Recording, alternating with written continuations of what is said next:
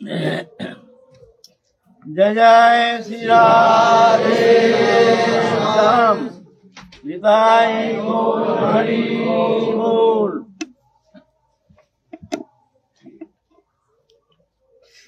हमारे आलोच्य विषय चल रहा है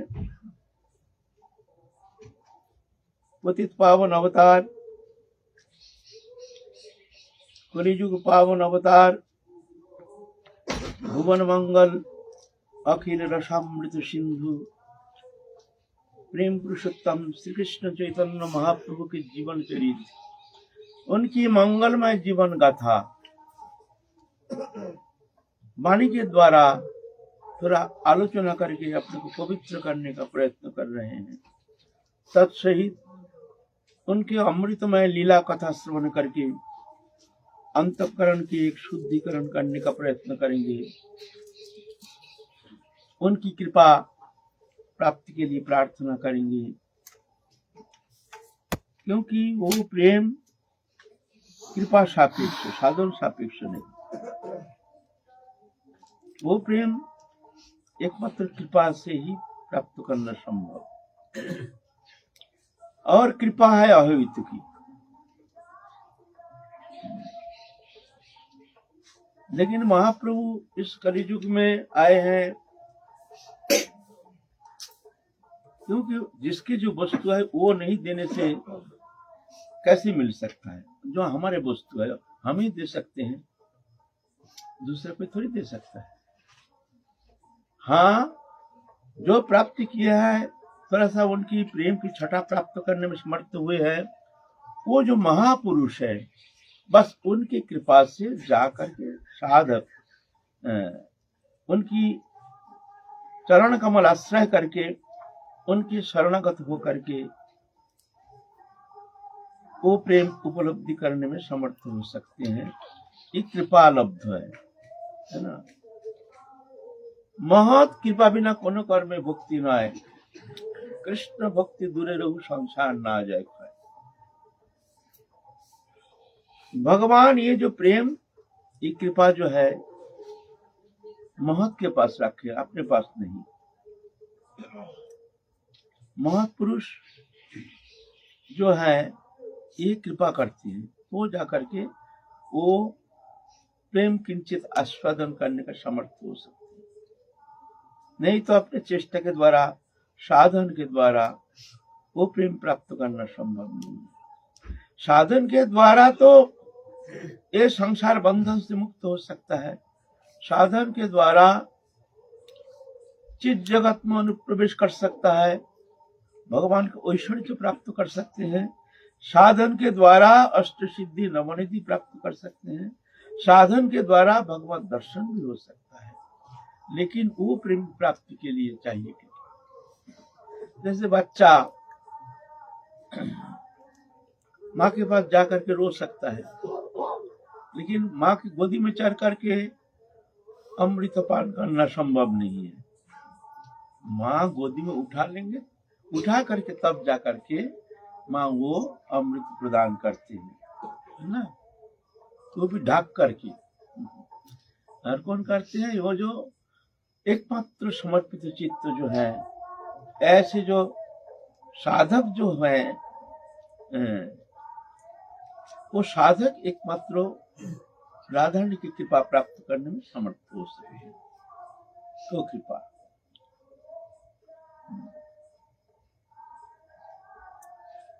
तो साधन क्या करते हैं? साधन लेके पहुंचा देते हैं कृपा के द्वार तक। ये नहीं साधन के द्वारा कुछ नहीं होता है।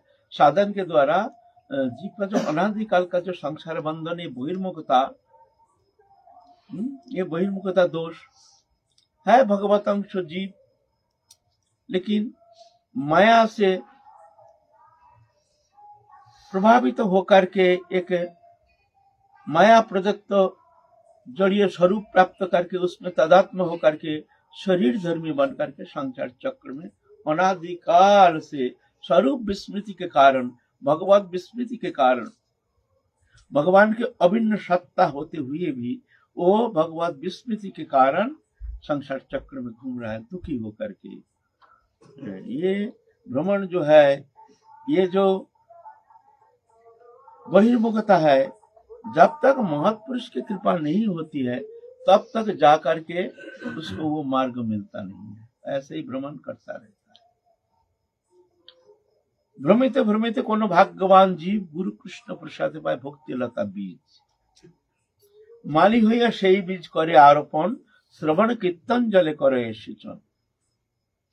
उपजिया बाढ़िलता ब्रह्मांड भेदी जाए, বিরাজা ব্রহ্মলোক भेदी परब्रह्म पाए। तबे जाए तदुपरि गोलोक বৃন্দাবন, কৃষ্ণ চরণ কল্প বৃক্ষ করে আরোহণ। তাহা বিস্তারিত হইয়া ধরে প্রেম ফল, ইহা মালিশেছি নিত্য শ্রবণাদি জল।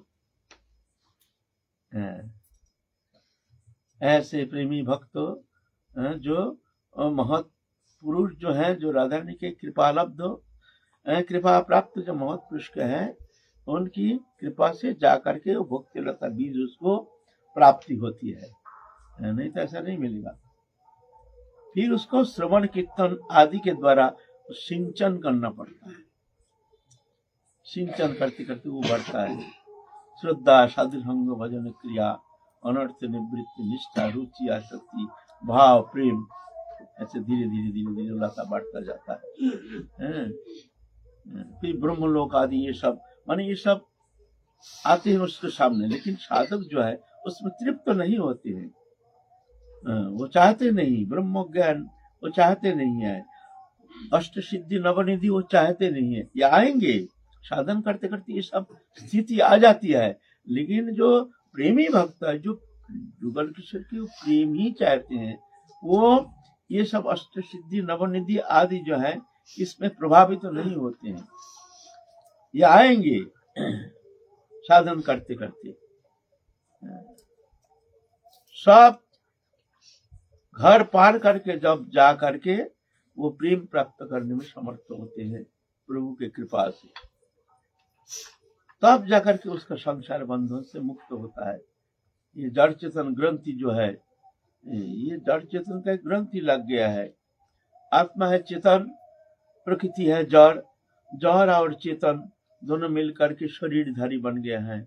ये ग्रंथि है संसार चक्र में भ्रमण करने का मूल कारण, और ये ग्रंथि छेदन करने के लिए चाहिए महत्पुरुष की कृपा। तो महत्पुरुष की कृपा, वही महत्पुरुष वो कृपा कर सकते हैं जो वो प्रेम नामक पदार्थ वस्तु जो है वो प्राप्त करने में समर्थ हुए हैं। ऐसे जो दृष्टा पुरुष की कृपा होनी चाहिए, तो जाकर के वो बीज उसको प्राप्त होता है ना। तो महाप्रभु आए हैं इस कलियुग में, मायाबद्ध जीव कहाँ मिलेगा उसको ये चेतन सत्ता जगाने के लिए। महाप्रभु देखते हैं हमारी सत्ता है, हमारा ही अंश है, मम ही वंश जीवलोके जीवभूत सनातन मनः इंद्रियाणि प्रकृति स्थानी कर्षति, मेरे अविनाशी अंश है जीव, लेकिन संसार चक्र में भ्रमित होकर घूम रहा है, मायाबद्ध होकर के अपना स्वरूप विस्मृति भूल गए हैं। मैं भगवान का हूँ, भगवान मेरे हैं।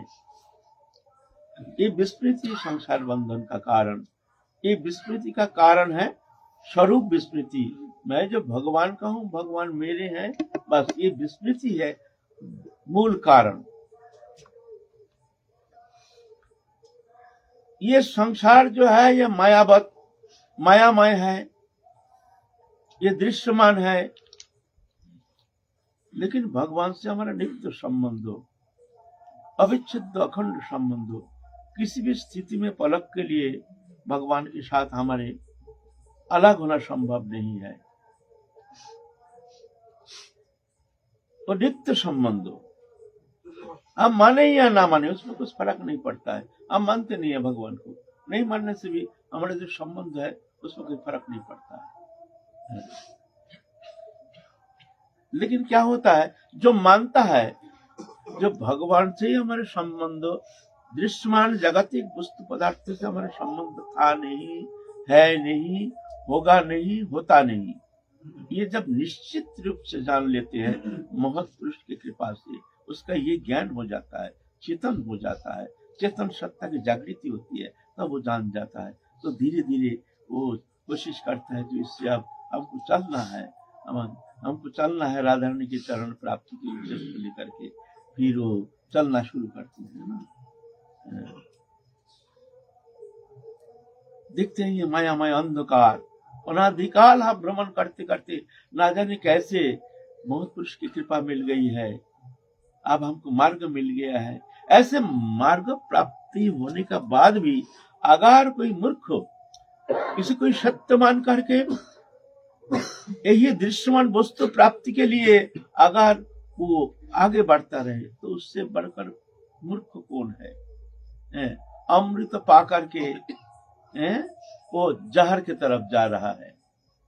हाथ में मिल गया अमृत, वो अमृत है गुरु कृपा, लेकिन वो पा करके भी उसकी कोई मूल्य उसके पास है नहीं। कभी कभी सोचते हैं क्या भजन करेंगे, मन तो लगता नहीं, चलो संसार के दृश्यमान वस्तु के चमक दमक देख करके बस उसके प्रति आकृष्ट होकर के भागते हैं। चलो, वो चाहता है आनंद हो, और संसार दृश्यमान वस्तु में कुछ समय के लिए तो उसको प्रभावित करता है ना, तो जल्दी वो आकर्षित हो जाता है, लेकिन है मिथ्या, है ये एकमात्र भ्रम।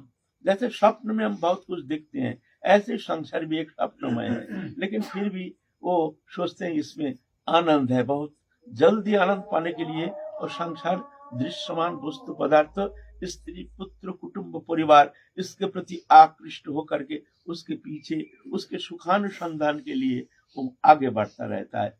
और धीरे धीरे इस तरह से एक अनमोल सुंदर भगवान की कृपा, जो भगवान तुमको एक सुंदर मानव तनु दिए हैं, जिस मानव तनु ही एकमात्र ये संसार चक्र से मुक्त होकर के राधा रानी प्रेम सान्निध्य प्राप्त कराने में समर्थ है। तो मानव शरीर ऐसे दे दिया, लेकिन फिर भी वो भ्रमित होकर के ऐसे माया की प्रभाव है, फिर भागता है उसके पीछे।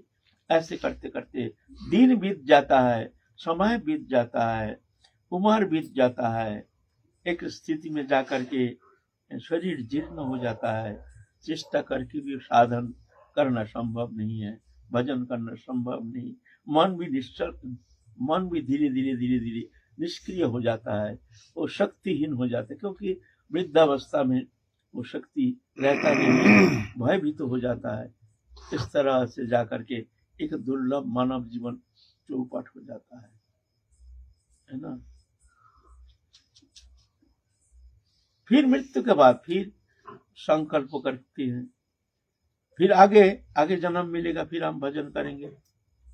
अरे इसी जन्म में तुम्हारा भजन नहीं हुआ, अभी तुमको मानव तनु दे दिया, सुंदर शरीर दे दिया, गुरु कृपा मिल गई है, राधा रानी के चरणाश्रय हो गया है, वृंदावन धाम दे दिया है, और रोटी का कोई कमी नहीं है, 2 रोटी मिल जाती है, फिर भी हम ऐसे तो विश्वास तो है नहीं ना आगे मिलेगा। चलो इस जन्म तो गया, आगे जा करके हमको भजन करेंगे, फिर राधा रानी के चरण कमल प्राप्त करके मुक्त हो जाएंगे।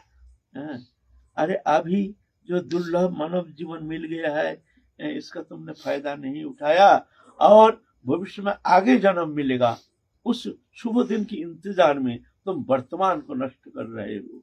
इससे बढ़कर मूर्खता क्या है? हम भी उसके अंदर एक मूर्ख है, ऐसा नहीं है ना। जो बीत गया है अतीत, वो हाथ में आने वाला है नहीं, हो गया। भविष्य का कोई ठिकाना नहीं, क्या होगा काल के दिन। हम जिस शुभ दिन की इंतजार कर रहे हैं, शुभ दिन क्या और अशुभ दिन आ सकता है। ना जाने हमारा शरीर साथ नहीं देगा, ना जाने कोई विषम परिस्थिति आ जाएगी, आदि व्याधि उपाधि नाना प्रकार।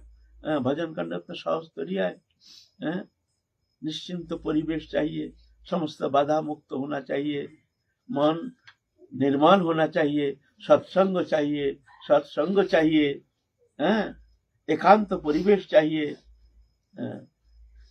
ऐसा थोड़ी है भविष्य के शुभ दिन की इंतजार कर रहे हैं और वर्तमान हम अवहेलित तो होकर के हम वर्तमान को हम नष्ट कर रहे हैं। ऐसा नहीं। तो अतीत गया, वो हाथ में आने वाला है नहीं, भविष्य का कोई गारंटी नहीं। वर्तमान आज के दिन बिता नहीं जाना चाहिए। जो आगे बढ़ना चाहते हैं, जो जिनके मन में एकमात्र राधा रानी के चरण कमल प्राप्ति ही जीवन का एकमात्र उद्देश्य है, ऐसे साधक के लिए काहे मन वचन से वर्तमान के एक एक पल, एक एक क्षण कोशिश करना चाहिए, साधन में तत्पर रहना चाहिए।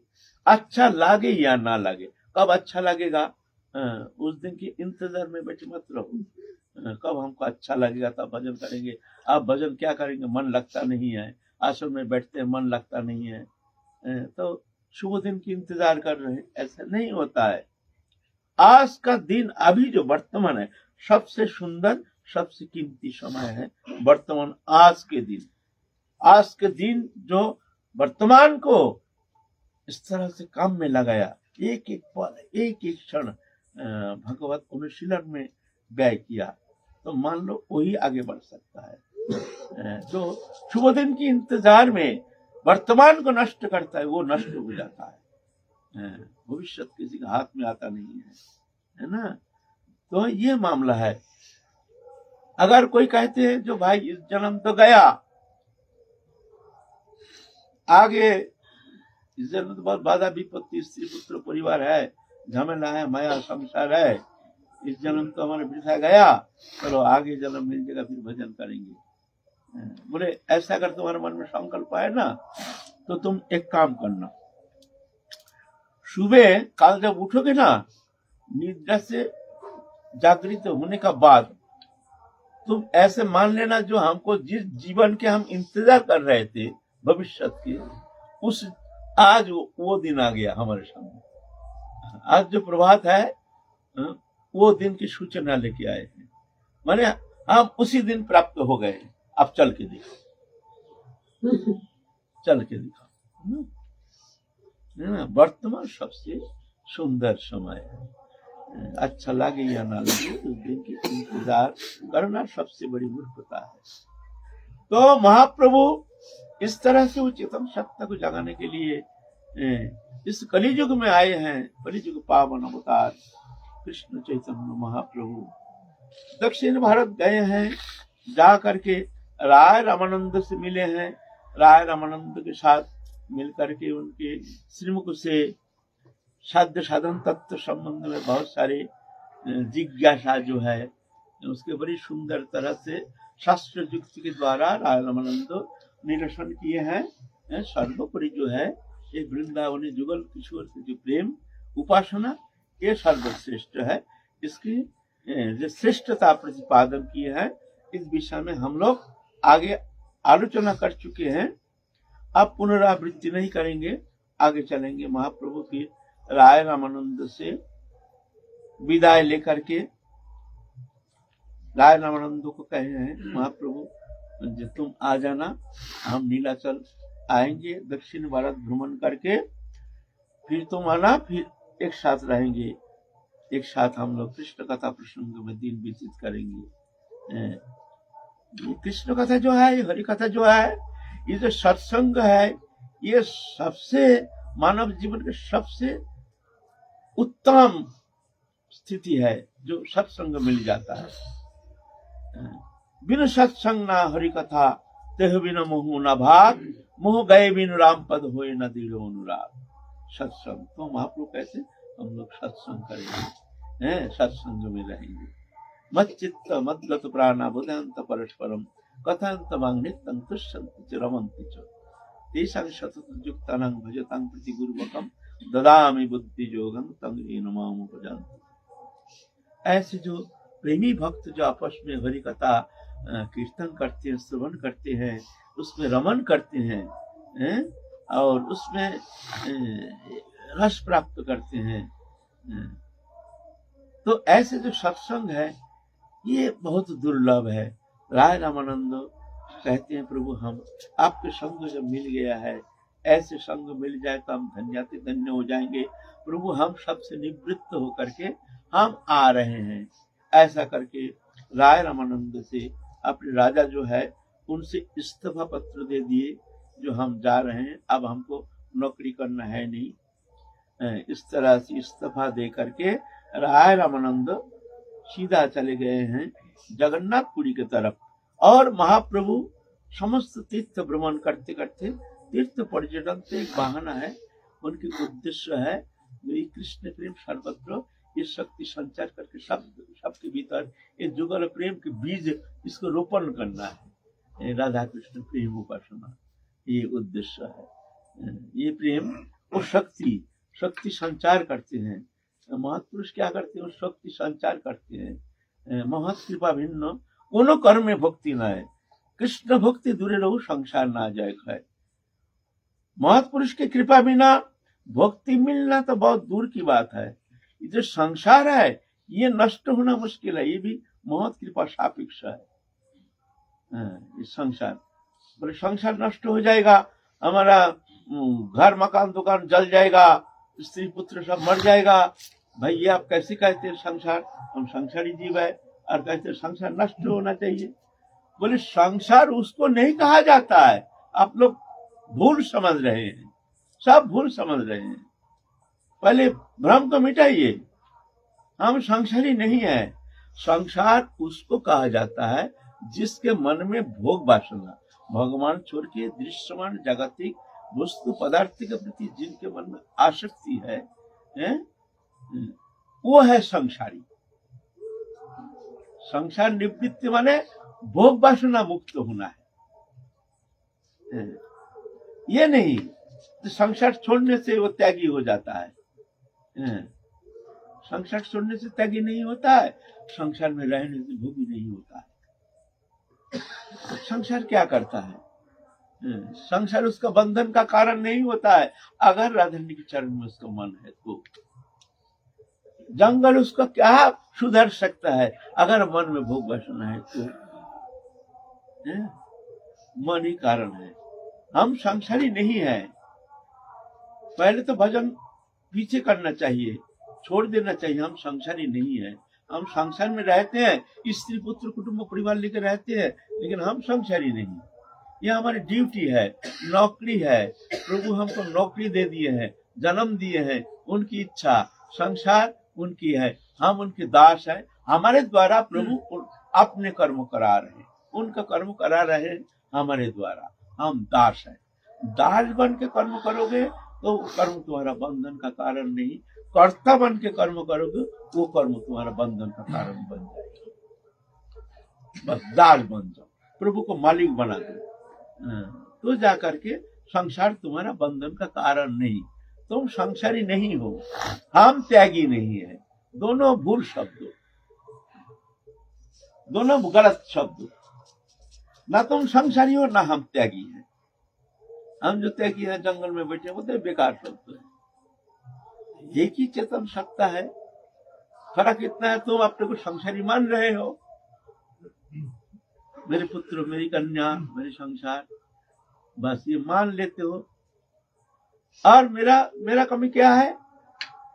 मैं त्यागी हूँ, मैं संसार त्यागी हूँ, मैं विरक्ति हूँ। सब गलत शब्द। कौन सा वस्तु तुम्हारा है तुमने त्याग किया है? कौन सा वस्तु इस संसार में, कौन सा वस्तु तुम्हारा है तुमने त्याग किया है? ये शरीर तक तुम्हारा नहीं। तुम तो घमंड करते हम त्यागी है, शरीर तक तुम्हारा नहीं, और तुम कहते हो मैं त्यागी हूं। तो दोनों झूठा है। संसारी, हम संसारी ये भी झूठा, हम त्यागी ये भी झूठा। दोनों भगवतंश जीव विनाशी चेतन अमर सहज सुखराशि। तुम भी जो जैसे हो हम भी वही है। दोनों ही भगवान से हमारा नित्य संबंध हो, लेकिन विस्मृति के कारण, अहंकार के कारण, अभिमान के कारण तुम अपने को गृहस्थी मान रहे हो, हम अहंकार के कारण अपने को त्यागी मान रहे हैं। हम बड़े साधु मान रहे हैं, हम बड़े महात्मा मान रहे हैं, बड़े महंत मान रहे हैं, बड़े भजनानंदी मान रहे हैं। ये सब झूठा है, दोनों झूठा है। संसार में रह करके भी परम जोगी बन सकते हैं, और जंगल में रह करके भी परम भोगी बन सकते हैं। अंतःकरण वृत्ति, इंद्रिय वृत्ति नहीं है, अंतःकरण की मामला है ना। तो इस तरह से महाप्रभु कहते हैं रामानंद तुम आ जाओ, हम लोग जा करके एक साथ सब सत्संग करेंगे। सत्संग में रह करके खूब राधा कृष्ण जुगल लीला रस आस्वाद करेंगे। तो महाप्रभु इस तरह से पूरा दक्षिण भारत भ्रमण करते हुए, नाना तीर्थ भ्रमण करते हुए, समस्त जोगी, नैशी, कर्मी, ज्ञानी इन लोगों के सानिध्य में आकर के इनको अपने मत पथ को भुला करके अपने प्रेम मार्ग में ले आए हैं और महाप्रभु के प्रेम सानिध्य प्राप्त करके ये सब कृतकृत्य हो गए हैं। जो हम लोग कहाँ जंगल में भ्रमण करते थे, कहाँ कर्मकांडी, कहाँ ज्ञान मार्गो, कहाँ सब ये प्रेम, महाप्रभु के प्रेम, ये माधुर्य उपासना,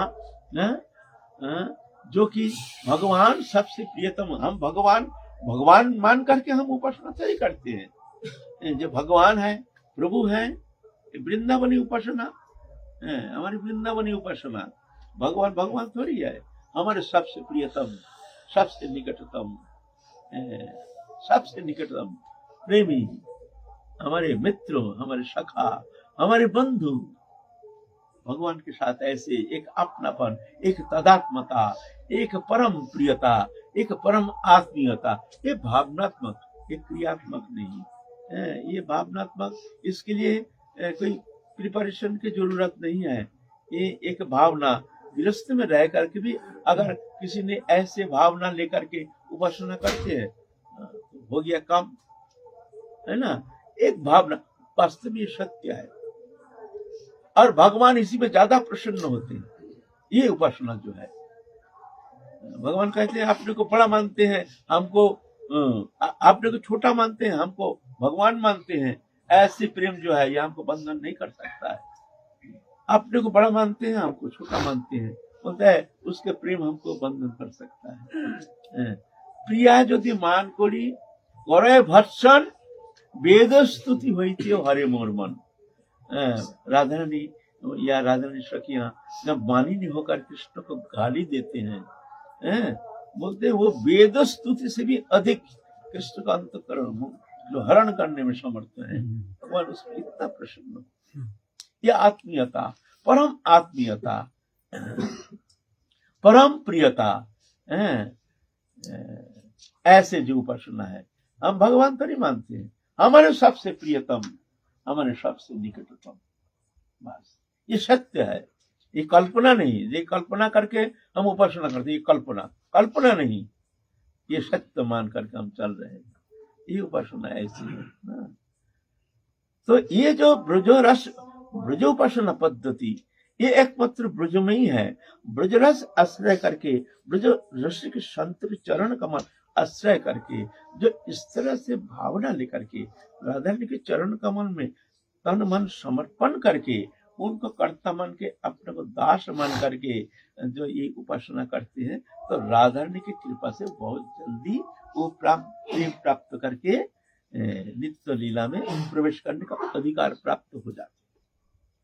सरल एक समर्पण, सरल उपासना, इसके प्राण केंद्र है समर्पण, है ना। तो इस तरह से महाप्रभु कृपा करके ये शक्ति संचार करके जगत जीव को कृतकृत्य करने के लिए महाप्रभु अवतीर्ण हुए हैं इस कलियुग में। मंजरी भाव उपासना पद्धति, प्रेम तो पंचम पुरुषार्थ प्रेम का तो विशाल व्याख्या है। एक ऐश्वर्यमय उपासना, ऐश्वर्यमय प्रेम,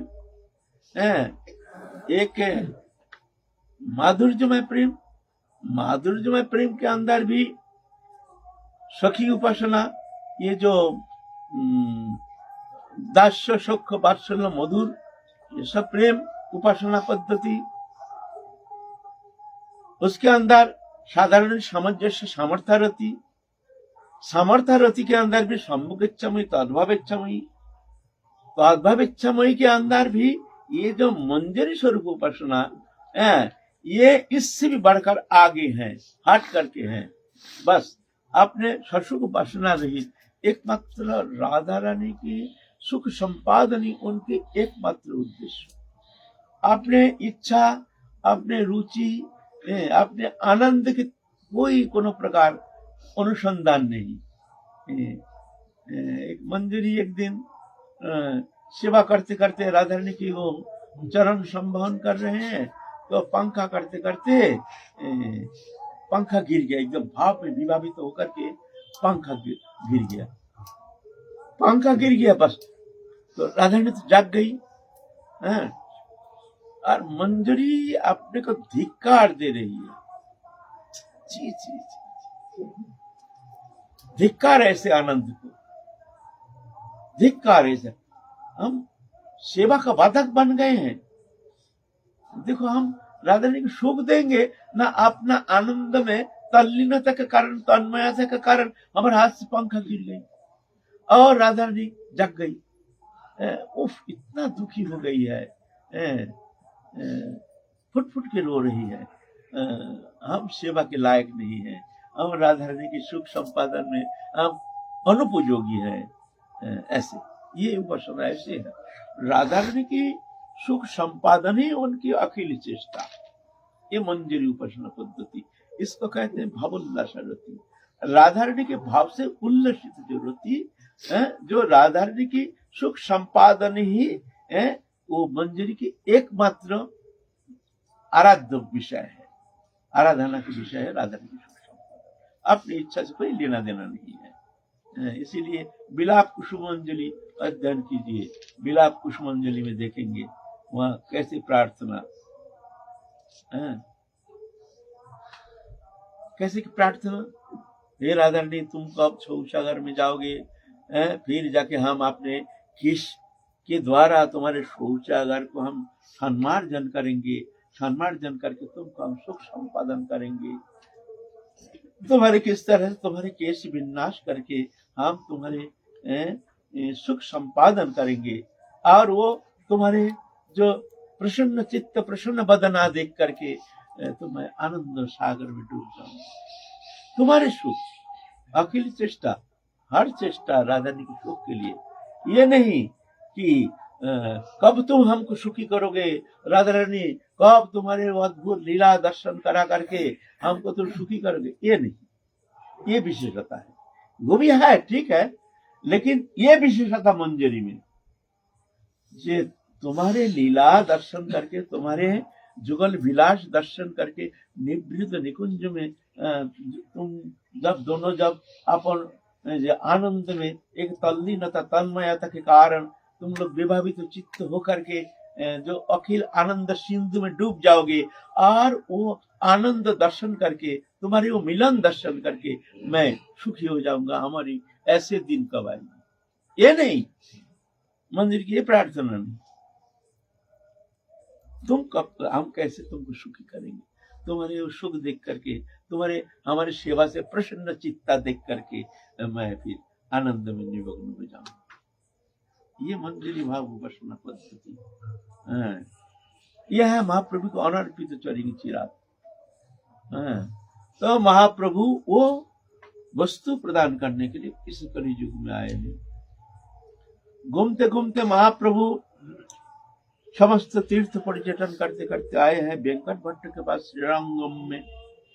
श्रीरंगम में आकर के वहां महाप्रभु के एक गुरु भाई ना, चाचा गुरु क्या नाम है उनका, रंगपुरी, रंगपुरी ना,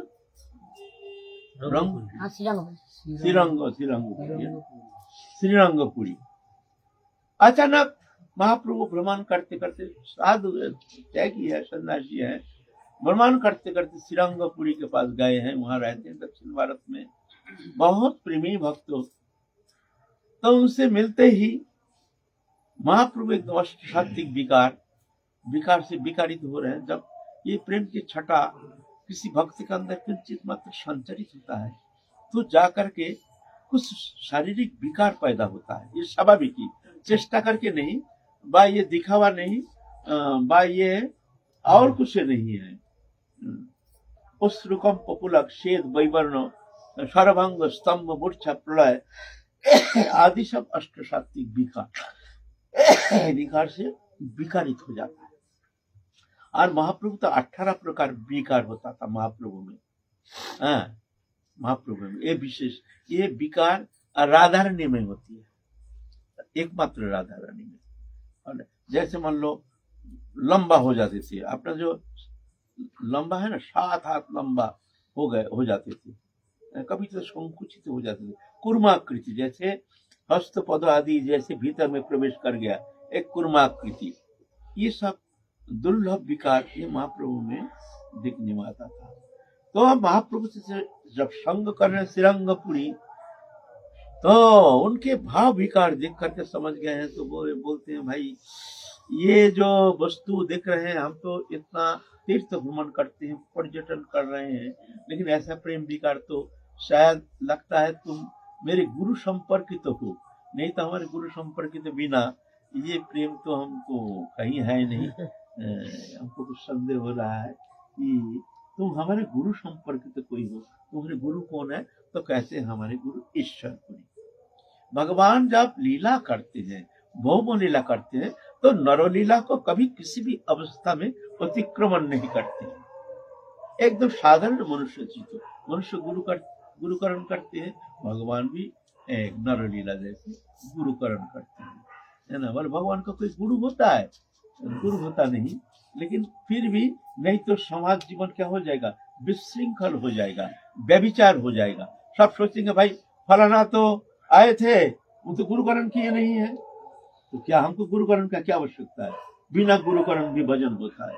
एक दृष्टांत तो रह जाएगा समाज जीवन में, साधक जीवन में। जो वो फलाना तो गुरुकरण किए नहीं है, उनका कैसे भगवत प्राप्ति हो गई, है ना। तो गुरुकरण का कोई प्रयोजन नहीं है, बोल देंगे। एक नया एक मार्ग निकाल लेंगे, गुरुकरण का कोई आवश्यकता है नहीं, हम उस गुरु परंपरा के जहाँ कोई गुरुकरण का आवश्यकता है, लो व्यभिचार आ जाएगा समाज। इसीलिए भगवान भी, जैसे भगवान जब कृष्ण चैतन्य महाप्रभु जब काटवा गए थे संन्यास लेने के लिए, वो जो केशव भारती है, केशव भारती के पास गए हैं। केशव भारती तो महाप्रभु को देख करके ही समझ गए कि साधारण नहीं है, तो असाधारण। और महाप्रभु के सान्निध्य में रह करके नवद्वीप में कुछ दिन बहुत आनंद प्राप्त किए हैं, हृदय गदगद हो गया है। महाप्रभु गए हैं तो कहते हैं हम संन्यास लेना चाहते हैं। तो केशव भारती कहती है मेरी अति भाग्य है, आप जैसे संन्यास लेंगे तो बहुत अच्छी बात है, तो मंत्र देंगे। तो पहले महाप्रभु कहते हैं हम काल एक स्वप्न देखा, उसमें हमको एक मंत्र मिला, वो मंत्र आप देखिए थी कौन सा मंत्र है। तो केशव भारती के कान में जो मंत्र देंगे ना वही मंत्र सुना दिया, वो मंत्र। तो केशव बोलते हाँ यही मंत्र, तो हम यही मंत्र ही तो हमको देना है। अच्छा तो दे दीजिए। तो वही मंत्र को केशव भारती महाप्रभु को प्रदान किया। मैंने महाप्रभु पहले उसको चेला बना लिया, केशव भारती पहले चेला बना लिया। अब मंत्र दे दिया ना, सुना दिया ना, ये बहाना है। तो इस तरह से भगवान जब आते हैं नरोचित लीला करते हैं। कृष्ण जब आए हैं वो भी गर्गाचार्य को गुरु रूप में वर्ण किए हैं। रामचंद्र जी आए हैं, वशिष्ठ जी को गुरु को रूप में वर्ण किया है। ये होता है, इसका मतलब ये नहीं जो वो गुरु है। गुरु तो जगत गुरु, जगत गुरु भगवान कृष्णं वंदे जगत गुरु, जगत गुरु तो एक मात्र कृष्ण है। तो भगवान इस तरह से गुरुकरण किया है। तो श्रीरंगपुरी देख करके उनके भाव दशा देख करके बहुत चमत्कृत हो गए। इतना सुंदर भाव दशा, आहा दुर्लभ। ये तो हमारे गुरु संपर्क तो माधवेंद्र पुरी, ये जो माधवेंद्र पुरी है ना, ये प्रेम के सूत्रधर है। ये पहले जब आए हैं ये माधवेंद्र पुरी, उनके अंदर ये प्रेम उस झलक देखा गया। खैर वो मंजरी स्वरूप उपासक नहीं थे। जब माधवेंद्र पुरी ऐसे बादल देख करके कृष्ण भ्रम होता था और अश्रुकंप पुलक ये सब माधुर्य जी उपासक थे। खैर माधवेंद्र पुरी या हमारे जो परंपरा है मध्याचार्य संप्रदाय परंपरा, लेकिन मध्याचार्य संप्रदाय का उपासना का नाम ले शायद नहीं, वो अलग हमारे अलग। लेकिन फिर भी परंपरा दिखाने के लिए हम लोग कहते हैं, क्योंकि ये चार संप्रदाय है ना, परंपरा से नहीं मानने से चार संप्रदाय में उनकी स्वीकृति होती नहीं है। और चार संप्रदाय स्वीकृति नहीं होने से उसको छप्पा नहीं लगता है, जिसको जो खानदानी वैष्णव माना नहीं जाता। संप्रदाय विहीन मंत्र निष्फल मता, ये शास्त्र में से कहे संप्रदाय विहीन जो मंत्र है वो तो निष्फल है। तो ये परंपरा दिखाने के लिए मध्याचार्य हम लोग लिखते हैं मध्य गौरीय संप्रदाय, लेकिन मध्याचार्य से उनकी उपासना से हमारी उपासना का किंचित मात्र कोई संबंध नहीं। वो नारायण उपासक और कर्मकांडी। महाप्रभु एक बार गए थे दक्षिण भारत, तो वहां जाकर के उनसे तर्क वितर्क भी हुआ था। तो महाप्रभु ने खंडन मंडन करके उनको राधा रानी जुगल किशोर उपासना वृंदावनी उपासना का श्रेष्ठता प्रतिपादन करके उनको दिखाए हैं। तो उन लोग भी बहुत चमत्कृत हो गए। तो बोलते हैं हम लोग तो ऐसे ही हम लोग को मिला मार्ग, तद अनुसार हम लोग भजन करते हैं। तो इस तरह से तो माधवेंद्रपुरी से ये टारण हो गया, अलग हो गया, मार्ग अलग हो गया। माधवेंद्रपुरी तो ऐसा नहीं था। जैसे निम्बार्क संप्रदाय में, ये तो निम्बार्क संप्रदाय है निम्बार्काचार्य से है, लेकिन वृंदावन जो हरिदास स्वामी ये निम्बार्क संप्रदाय, लेकिन उनका मार्ग अलग चला गया। अब राधा कृष्ण उपासना माधुर्य मार्ग में चले गए, लेकिन वो है ऐश्वर्य मार्ग। ये निम्बार्क काटिया संप्रदाय जो है ये ऐश्वर्य मार्ग, ये दो भाग हो गया। और ये ललिता सखी का अवतार जो हरिदास स्वामी निम्बार्क संप्रदाय है, लेकिन थोड़ा सा अलग लाइन है। ये भी माधुर्य उपासना है इनका भी, ऐश्वर्य माधुर्य ज्ञान तीनों उपासना निम्बार्क संप्रदाय में है ना, लेकिन वो थोड़ा हट करके अलग उपासना। तो ये होता है, ऐसा होता है भगवत इच्छा से।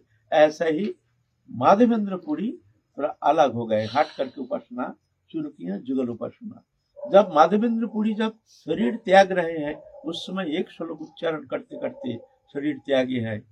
हे दीन दयार्द नाथ, हे मथुरा नाथ, कदा बलोक कशे हृदय तदलोक काज रंग द्वैत ब्रह्मति किंकरम महम।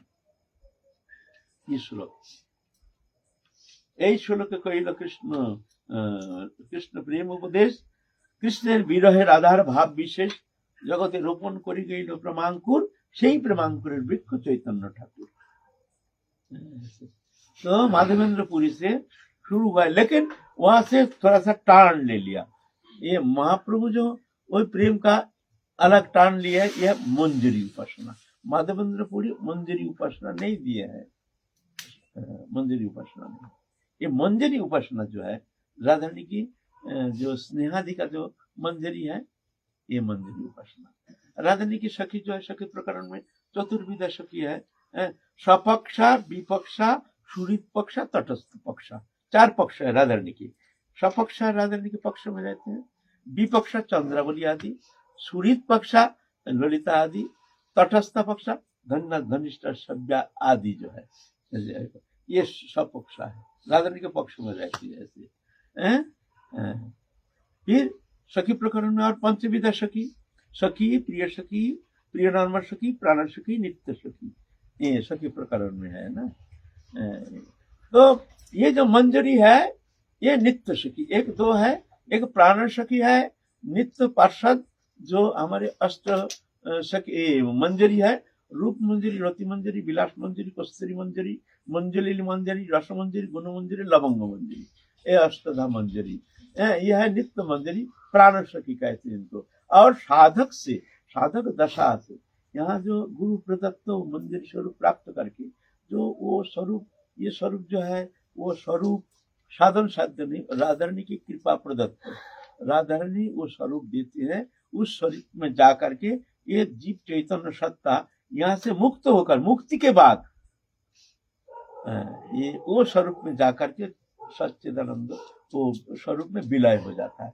विलय होकर तदात्म होकर के वो स्वरूप सिद्धि होती है। यह है अशुद्ध सत्व, ये पंचभौतिक शरीर अशुद्ध सत्व। अशुद्ध सत्व का क्यों ना, ये शरीर है सब गंदगी, रस रक्त मांस में वस्तु मज्जा शुक्र सप्त धातु से बना एक एक वस्तु शरीर का निकाल दे। हमारे जो उपादान, जिस उपादान से पंचभौतिक शरीर है, ये उपादान अगर एक एक वस्तु को खोल दिया जाए तो इसमें जो धातक पदार्थ निकलेगा वो सब गंदगी,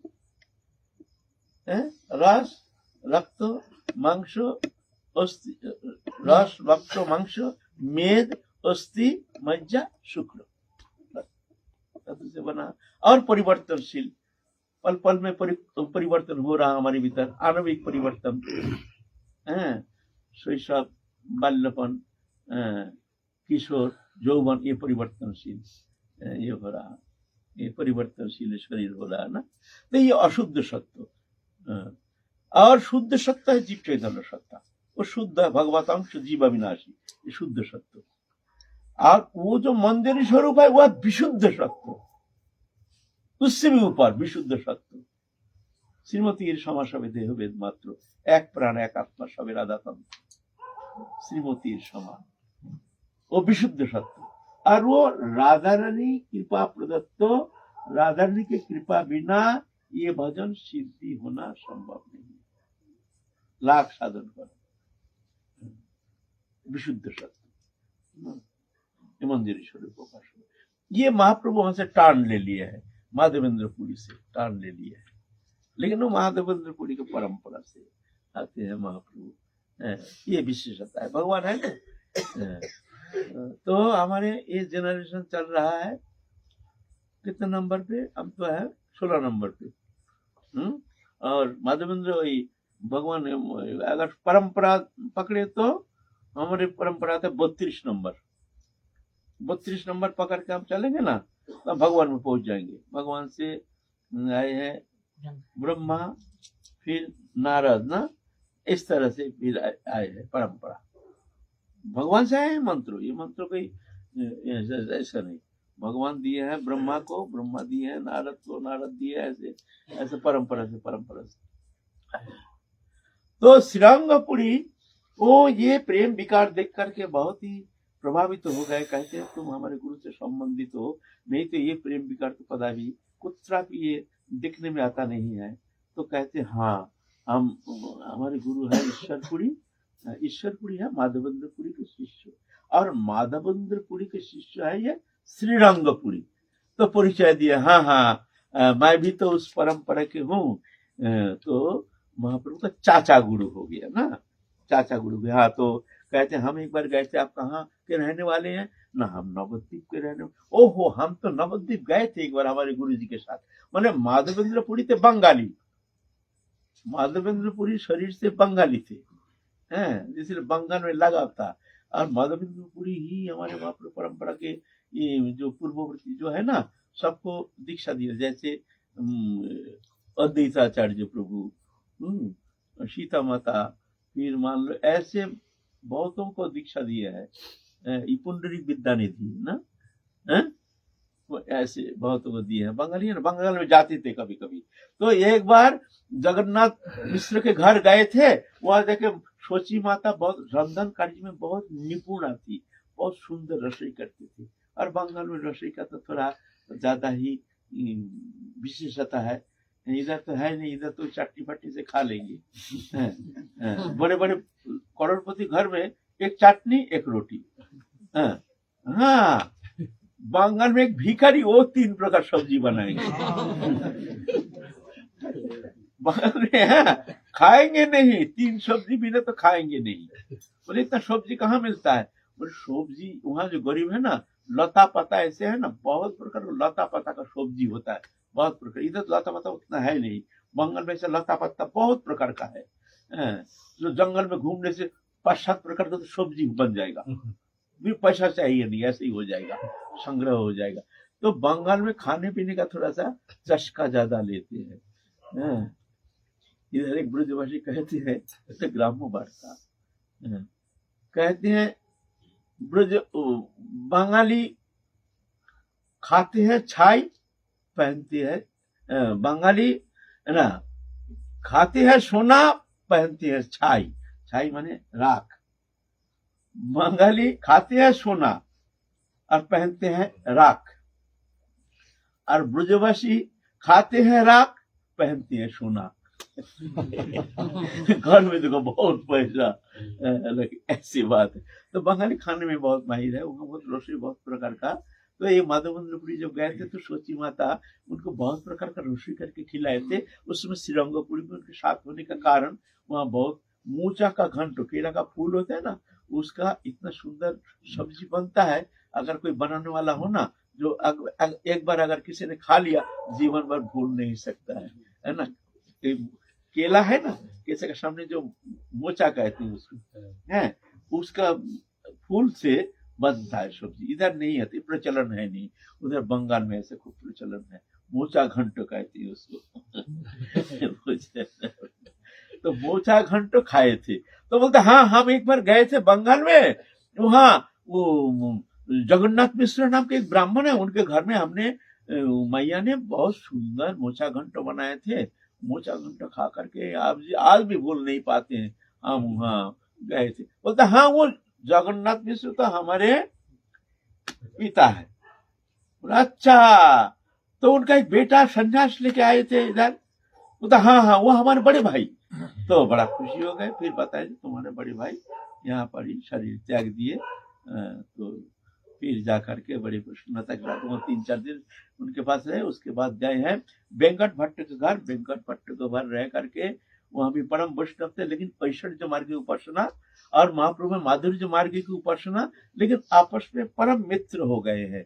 तो वेंकट भट्ट ने आग्रह किया है कि आप 4 मास यहाँ चतुर्मास यहाँ रहिए, रह करके आप भजन कीजिए। तो महाप्रभु भी वहाँ चतुर्मास, उनका ही पुत्र है गोपाल भट्ट गोस्वामी। गोपाल भट्ट बहुत सेवा करते थे महाप्रभु के। 4 मास सेवा करके महाप्रभु को इतना प्रसन्न किया, और वो भी इतना प्रभावित हो गए बचपन में ही सेवा करते करते। महाप्रभु की कृपा से उसके अंदर ऐसे प्रेम, ऐसे कृष्ण प्रेम से विभावित चित्त, ऐसे दिखने में ऐसे अद्भुत अल्प उम्र के बालक, किंतु इतना सुंदर, इतना उनके भीतर कृष्ण प्रेम देख करके महाप्रभु बहुत खुशी हो गए। महाप्रभु जब आएंगे तो गोपाल भट्ट गोस्वामी कहते हैं प्रभु हमको ले चलिए, बालक था। तो महाप्रभु कहते हैं अभी नहीं, तुम माता पिता की सेवा करो। अभी माता पिता का सेवा किए बिना, अगर माता पिता है और माता पिता को दुखी करके कोई अगर संकट छोड़ के भजन करना चाहते हैं, सिद्ध होना मुश्किल है, सत्य बात है। उनको महाप्रभु ये शिक्षा दिए हैं। महाप्रभु बार बार बोले हैं देखो माता पिता का सेवा करो पहले, और रह करके गृहस्थ आश्रम में। जब रघुनाथ दास गोस्वामी भी जब आना चाहते थे तो मरकट वैराग्य ना करियो लोक देखाया, যথাযোগ্য বিষয় ভুঞ্জ অনাসক্ত হইয়া অন্তরে নিষ্ঠা করি বাহিরে লোক ব্যবহার, अवश्य कृष्ण तुम्हारे करीबेन उद्धार। तो महाप्रभु ऐसे शिक्षा देते थे। तो बोले अभी नहीं, तुम माता पिता की सेवा करो, माता पिता को प्रसन्न करो, उसके बाद तुम चले आना वृंदावन में, वृंदावन में आकर के फिर भजन करना। तो गोपाल भट्ट गोस्वामी इंतजार कर रहे थे माता पिता की सेवा करते हुए, कब हम वृंदावन चलेंगे। फिर महाप्रभु दक्षिण भारत भ्रमण करके श्रीरंगपुरी से विदाई लेकर के, भट्ट जी से विदाई लेकर के अब दक्षिण भारत यात्रा समाप्त करके महाप्रभु आप चलेंगे जगन्नाथपुरी की ओर। इस तरह से महाप्रभु सबसे विदाई लेकर के महाप्रभु जा रहे हैं। देख करके सब इतना रोना शुरू किया है, सब रो रहे हैं। ऐसे तो प्रेम पुरुषोत्तम है, फिर भी उनके सान्निध्य प्राप्त करके साक्षात पूर्ण ब्रह्म सनातन, उनके सान्निध्य प्राप्त करके कौन ऐसा मनुष्य है जो कि चित्त को धारण करने में समर्थ हो सकते हैं। वो तो प्रभावित हो ही जाते हैं। तो ऐसे रोना शुरू किए हैं। फिर महाप्रभु सबको कृपा संचार करके, सबको आश्वस्त करके, फिर सबसे विदाई लेकर के महाप्रभु चलेंगे अब जगन्नाथपुरी की ओर। रघुनाथ भट्ट को कहते तुम चिंता नहीं करना, तुम आ जाना, समय पर आ जाना वृंदावन में, वृंदावन आकर के तुम रहना। ऐसा करके महाप्रभु धीरे धीरे चल करके आए हैं अलालनाथ। अलालनाथ आकर के सब संवाद दिए हैं सबको, जो हम आ गए हैं। आप महाप्रभु से मिलने के लिए सब भक्त लोग चातक पक्षी जैसे इंतजार कर रहे थे, कब महाप्रभु आएंगे। उनके इंतजार में व्याकुलित चित्त हो करके एक एक पल, एक एक क्षण इंतजार करते करते बहुत कष्ट से दिन व्यतीत कर रहे थे। अब वो संवाद जब आ गया तब उनके आनंद की लहर आ गया भीतर में। सब दलबद्ध होकर के जा रहे हैं, महाप्रभु को संभाषण करके, खातिर करके, आदर करके, उनका आह्वान करके ले आने के लिए जा रहे हैं। हम लोग भी चलेंगे काल महाप्रभु को दर्शन के लिए जगन्नाथपुरी, हम लोग भी चलेंगे। हाँ, फिर महाप्रभु के साथ आज कथा विश्राम, आज महाप्रभु अलारनाथ विश्राम करेंगे, रात हो गया ना, अब रात महाप्रभु कहीं नहीं जाएंगे, आप एक विश्राम करेंगे। हम लोग भी आज कहीं नहीं जाएंगे, काल फिर महाप्रभु के साथ चलेंगे जगन्नाथ। जय जय